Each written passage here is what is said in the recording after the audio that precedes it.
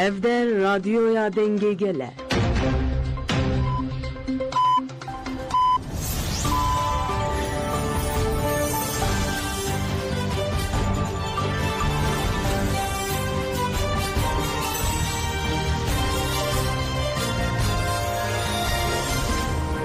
ئەم کاتتان باش بەسەرانی هێژە لە ناوەندی هەواڵەکانی رادیۆ دەنگی گەل بە یارمەتی ئەوکارانم گەشتی هەواڵەکانی ئەمڕۆ چوارشەمبە 25 دەسەمبەری 2024 تان پێشکەش دەکەین.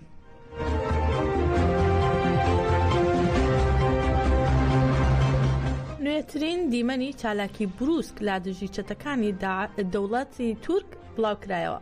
یەکینەکانی شەید هارون سەرباهێزەکانی سووریای دیموکراتیک هەسەدا نوێترین دیمەنی چالاکی درۆنی خۆکوژ بروسکیان لا دژی گروپە چەتەکانی سەربا دەوڵەتی داگیرکەری تورک لە باشووری ڕۆژهەڵاتی منبەج بڵاو کردەوە. لە دیمەنەکەدا دیارە کە درۆنە خۆکوژەکانی یەکینەکانی شەید هارون دوو تانکی زرێپۆشی چەتەکان دەکەنە ئامانج و تێکی دەشکێنن. هەروەها چەند چەتەی سەربا دەوڵەتی داگیرکەری کورد دەکوژرێن و بریندار دەبن.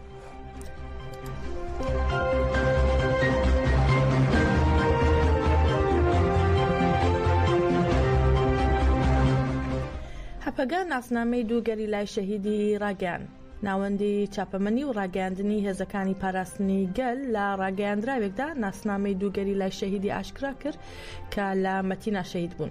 لە سەرەتای ڕاگەیاندراوەکەدا ئاماژە بەوە دەکات هەپەگا هەواڵانمان هۆگر و ڕۆنی لە 22 ئابی 2024 لە هەرێمی مەتینا لە ئەنجامی هێرشێکی دوژمندا شەهید بوون. هەپەگە ناسنامی ئەو شەهیدانەی بەم شێوەیە خستووە تاڕ و شاواش بیلگی با ناسناوی هۆگر ئامەد لە ئامەد لەدایک بووە و لە 22 ئابی 2024 لە مەتینا شەهید بووە. هەروەها دیاکۆ موئمنی با ناسناوی ڕۆنی جوانڕۆ لە جوانڕۆ لەدایک بووە و لە 22 ئابی 2024 لە مەتینا شەهید بووە.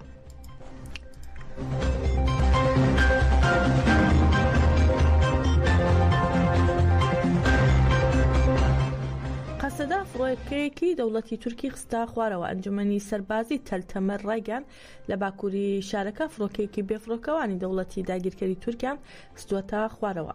ئەنجومەنی سەربازی تەلتەمەر لە ڕاگەیاندراوێکدا دەڵێت لە باکووری تەلتەمەر فڕۆکەیەکی چەک هەڵگری جۆری سیهای دەوڵەتی داگیرکەری تورکیان خستووەتە خوارەوە.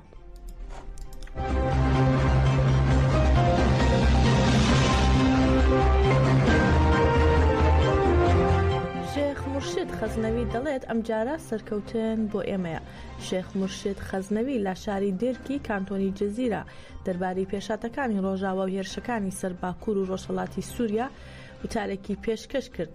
نوێنەری پارتە سیاسیەکان و ڕێکخراوەکان و ڕۆشنبیران و گەل لە کۆبوونەوەکەدا بەشدار بوون و لە کۆبوونەوەکە لە ببورن لە خوتبەکە لە گۆڕەپانی بەردەم ناوەندی بزوتنەوەی گەنجانی شۆڕژگێڕی شەهید باوەڕ خوتبەکە ئەنجام درا. شێخ مرشید سڵاوی لە بەرخۆدانی گەلانی باکوور و ڕۆژهەڵاتی سووریا کردو وتی ئەمڕۆ سیاسەتی قڕکردن و کۆمەڵکوژی و دەست بەسەرکردن و پاکتاوکردنی زمان و کولتوری کوردی ئەنجامی نابێت چونکە گەل ڕاپەڕیوە و بەرخۆدان دەکات و بەردەوام دەبێت لە بەرخۆدان.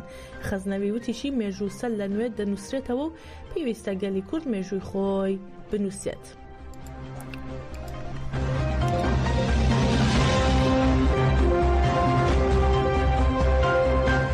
ئالدار خەلیل دەڵێت پرۆژەیەک بە ناوی هەموو پێکاتەکانەوە دەدەین بە دیمەشق. ئەنجومەنی شاری حەسەکە بۆ پشتیوانی لە هێزەکانی سووریای دیموکراتیک هەستەدا خۆپیشاندانێکی جەماوەریان ڕێک خست و لە خۆپیشاندانەکەدا ئالدار خەلیل ئەندامی دەستی هاوسەرۆکایەتی لە پارتی یەکێتی دیموکراتیک پێدا وتارێکی پێشکەش کرد و ڕایگەیان دوای ڕۆشتنی بەشار ئەسەد پرۆسەیەکی نوێ لە سووریا دەستی پێکردووە و لەم پرۆسەیەدا ئێمە دووپاتی دەکەینەوە کە سووریا هی هەمووان بێت. هەروەها ئالدار خەلیل ئاماژەی بەوەش کرد هەستەدا دەسەڵاتی بەشێکی کۆمەڵگانیە بەڵکو هەموو پێکاتەکان دەپارێزێت. هەرێمی باکوور و ڕۆژهەڵاتی سووریا نمونەی سیستەمی دموکراسی و برایەتی گەلان و نمونەیەکی زیندووە بۆ سەرکردایەتیکردنی گەلان.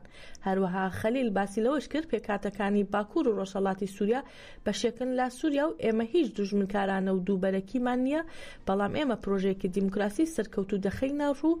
ئەم پرۆژەیە دەتوانێت بنەمای دەستوری نوێ بێت بۆ گەیشتن با دیموکراسی و دڵنیابوون لا یەکێتی سووریا.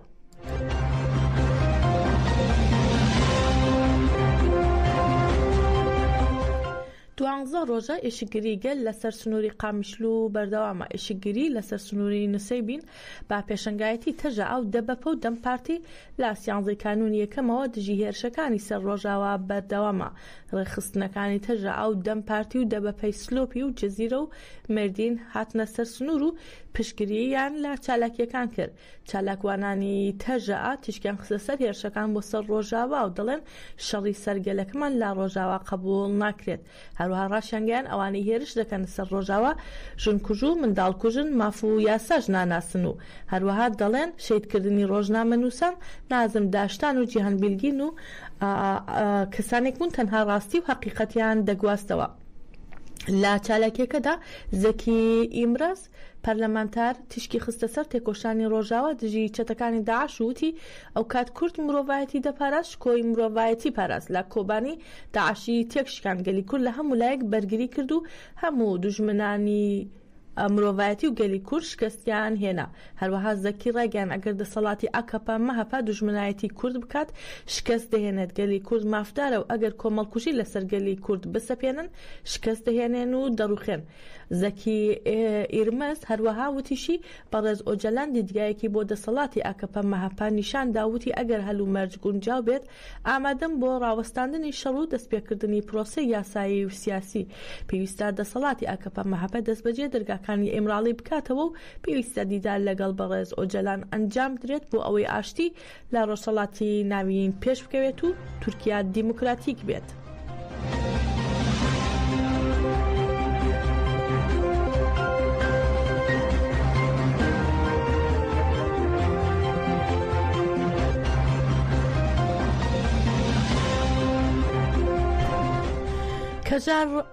کەژار ڕێگەن هێرشەکانی سەر ڕۆژاوا هێرشە بۆ سەر ژنان.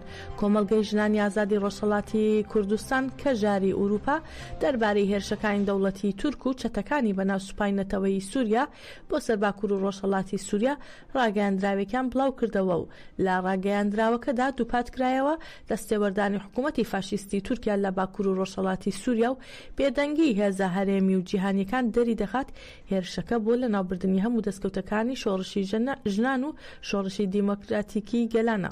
کەژار هەروەها ڕاشی گەیاندووە هێرش بۆ سەر ڕۆژاوا هێرشە بۆ سەر شۆڕشی ژنجیان ئازادی و فەلسەفەی گۆڕانکاری و هەروەها کەژار دەڵێت بۆیە وەک کۆمەلگای ژنانی ئازادی ڕۆژهەڵاتی کوردستان لە ئەوروپا سڵاو بلا بەرخۆدانی ژنانی پێشەنگ و گەلانی ئازادی خوازی ڕۆژاوا و سووریا دەکەین. هەروەها کەژار بانگاواز لە پارت و ڕێکخراوە ئازادی خوازەکانی کۆمەلگا و فێمینیست و خەڵکی سیڤیلی ئوروپا دەکات لەم قۆناغە چارە نووسازەدا بۆ یادکردنەوەی هەزاران شەهیدی ئازادی پشتگیری لە دەستکەوتەکانی شۆڕشی ژنانی ڕۆژاوا و سووریا بۆ بنیاتنانی بەرێکی یەکگرتوو بکەن.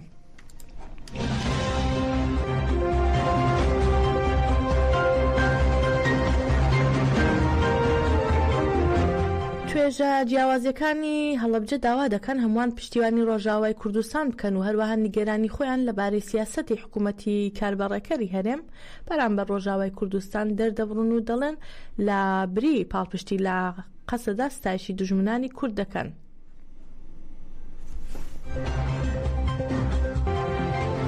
دڵنیایەوە کورد بە بارودۆخێکی هەستیاردا تێپەڕێت یعنی بۆ ڕۆژاوای کوردستان بارودۆخێکی تازە و ئەرێنی هاتووەتە ڕێ جگەلەوەی مەسەڵەن کۆمەڵێ لەمپەریش هەیە بۆ ڕێگری لەم بارودۆخە.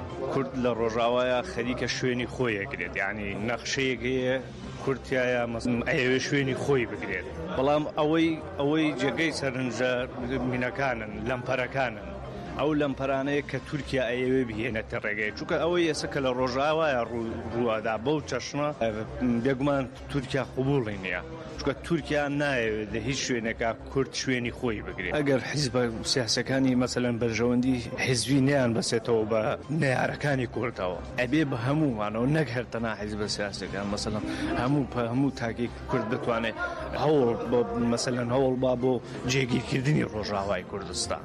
بەڵام من ترسم لەوە هەیە کە تۆ ێسا هەیە ترسم لەوە هەیە مەسەلەن ئێمە مەسەلەن وەکو کۆمەڵی حیزب هەیە مەسەلەن لە باشووری کوردستان ببینە بەربەز بۆیە. ڕۆژاوای کوردستان لە ماوەیەکی زۆر کورتە نمونەیەکی زۆر جوانی پێشکەشی جیهان کرد لە دەسەڵاتدارێتی لە بەڕێوەبردن نمونەیەکی زۆر جوانی پێشکەش کرد بەداخەوەش لە هەرێمی کوردستان ناڵین بە تەواوی ناشرینە ڕووخاوە ئەوەیە بەڵام بە کەم و کوڕیەکی زۆرەوە بە وێنەیەکی ینی وێنەیەکی زۆر جوانی سیاست و بەڕێوەبردن و ئیدارەمان پێشکەش نەکردووە بە جیهان و بێمە بڵین ئەمە توانای ئێمەیە لە بەڕێوەبردن، ئەمە توانای ئێمەیە لە سیاستکردن، ئەمە توانای ئێمەیە لە بەرقەرارکردنی ئازادی، ئەمە توانای ئێمەیە لە نەهێشتنی گەندەڵی مەسەلەن. ئەمە ئێمەی نمونەین بۆ نەتەوەیەکی زۆر گەورەتر کە پێوترێ کورد لە جیهانە کوردێکی بێدەوڵەت. باشە کاتێکیش کە لێرە لە دۆخێکی ئاوایە پارچەیەکی تری کوردستان کە ڕۆژاوای کوردستانە ئەتوانێ ئەم داستانانە تۆمار بکە، ئەتوانێ ئەم جۆرە لە نمونەی حکومداری پێشکەش بکە، لە ڕاستیە ئێمە لەسەرمانە وەکو فەرز لەسەرمانە کە پاڵپشتیان بین، لە دڵەوە ئەتوانین هاوسۆزیان بین، هاو خەمیان بین، بەڵام لە ڕاستیا کاری گەورەتریشمان پێکرێت لەبەرەوەی ئێمە توانین لە جوگرافیایەکی ئازادین بەو قەولەی کە ئێستا باسەکرێت، لە جوگرافیایەکی ئازادین، حکومەتمان هەیە، دەسەڵاتدارەتیمان هەیە، پەیوەندی دیبلۆماسیمان هەیە، کۆمەڵێک ڕێکارمان هەیە کە ئەتوانین کاریان پێ بکەین بۆ پاڵپشتیکردنی ڕۆژاوە.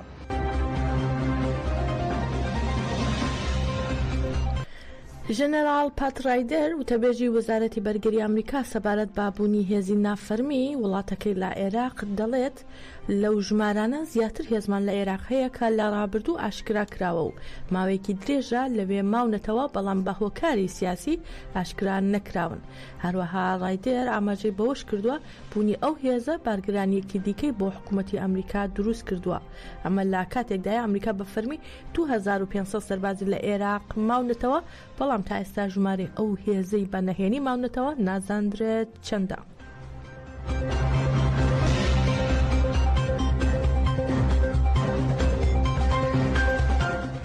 شەوی ڕابردوو هاوڵاتیانی مەسیحی هەرێمی کوردستان و جیهان مەراسیمی لەدایکبوونی مەسیحیان بەرز ڕاگرت و تیایدا نزایان کرد ساڵی داهاتوو ساڵێکی پڕ ئارامی بێت بۆ هەموو گەلان.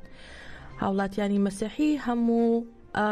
مەسیحی هەرێمی کوردستان و جیهان لە مەراسیمە ئاینیەکانیان داوای ساڵێکی پڕ لە ئارامیان بۆ هەمووان کرد. ئاماژەیە شەوی 25 دیسمبر هەموو ساڵێک لەلایەن هاوڵاتیانی مەسیحی هەرێم و جیهانەوە بەهۆی لەدایکبوونی مەسیحەوە مەراسیمی ئاینی تایبەت ئەنجام دەدرێت.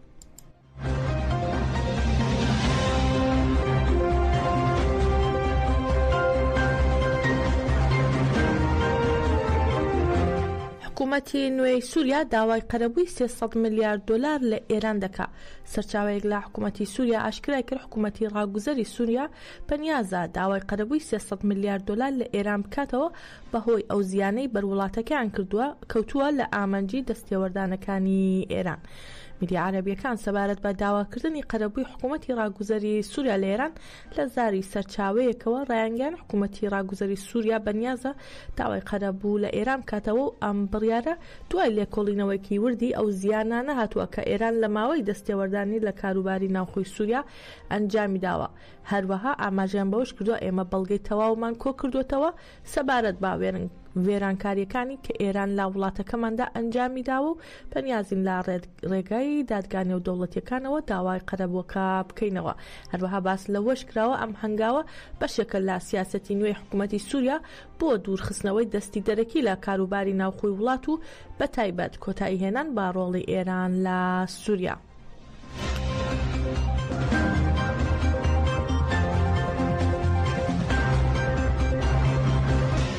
دەوڵەتی تورک بەردەوامە لە هێرش و داگیرکاریەکانی لە ڕۆژاوای کوردستان و کۆمەڵکوژی هێرشی ناڕەوا ئەنجام دەدات و ڕۆژنامەنووسانی گەرمیان لەم بارەیەوە دەڵێن دەوڵەتی داگیرکاری تورک پۆشاردنەوەی شکست و تاوانەکانی ڕۆژنامەنووسان شەهید دەکات چونکە ڕۆژنامەنووسان کارە تێروریستیەکانی ئەو دەوڵەتە ئاشکرا دەکەن.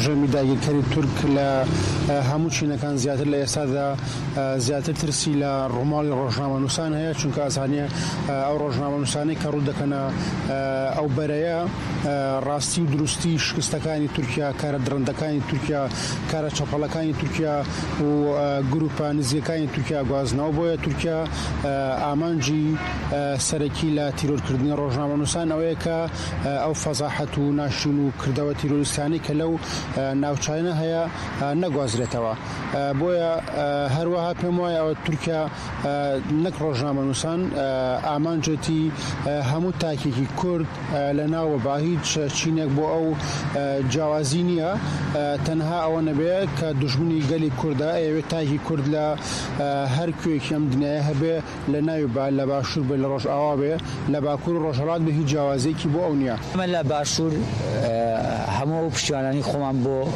ڕۆژنامەنووسان و برایانمان لە ڕۆژاوا دەرەبڕین ئەم ناقەیە کە کراوە نابێ بێدەنگین بێدەنگەکە لەوە نییە کە تەنها لە چوارچێوەی بەیاننامەیەکە ڕابگەێنرێت ئەبێ هەڵوێستی جددی هەبێت ئەبێ باڵۆزخانەکان کۆسڵخانەکان ئەبێ نوێنەی نەتەوە یەکگرتووەکان هەموو ئەمانە ئاگادار بکرێتەوە و هەڵوێستی جددی ڕۆژنامەنووسان و سەندیکاکانمان بگەێنین بە ئەوان کە ئەوان کە ئەوەی کە تورکیای کە لە ڕۆژاوا ناحەقیە و ئەبێ هەڵوێستی خۆمان لە ڕێگەی کۆنسڵخانەکانە بگەین بە دەوڵەتان و لەگەڵ برایانمانشە هاوسۆزبووین لە ڕۆژاوایە.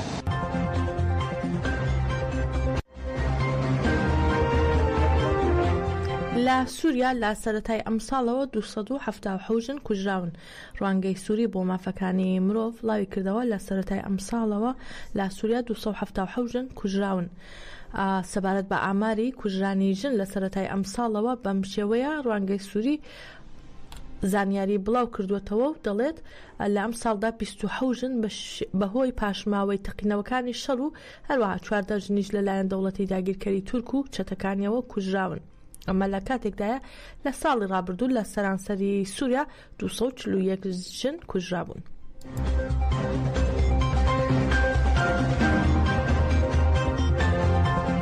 هەواڵەکانمان پێشکەشکردن بمێنن لا خێر و خۆشیدا.